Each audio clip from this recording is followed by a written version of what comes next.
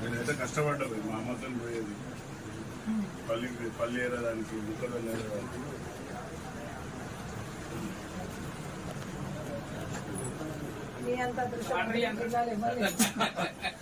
ఆశీర్వాదం మీ అందరూ ఆశీర్వాదం.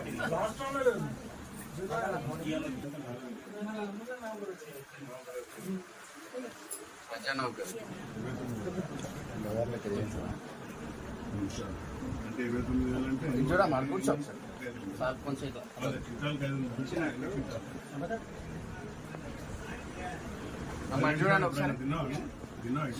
నేను ఎప్పటి కింద కూర్చొని తింటున్నాను. ఒక 1 year 1.5 year అవుతుంది డైనింగ్ టేబుల్ అలవాటు.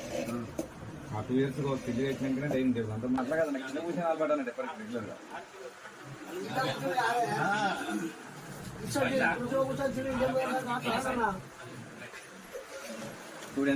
కరెంటు తర్వాత రైతు రుణమాఫీ పడ్డది, రైతు బంధు భరోసా పడ్డది, తర్వాత ఇప్పుడు పిఎం 25 గవర్నమెంట్ ఇచ్చిన ప్రతి పథకం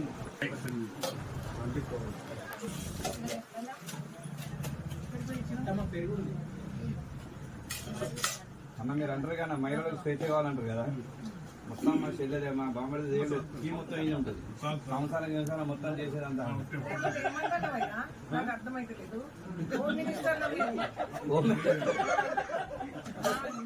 రైతు భరోసా రాలే అని బదనాం చేస్తాను. ఇప్పుడు ఈ ఇంట్లో అన్ని రుణాలు వచ్చాయి.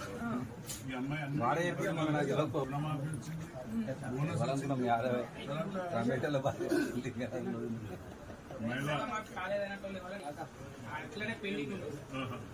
కట్అవుట్ టైం కాచి కాని వాళ్ళే మూసుకుంటారు.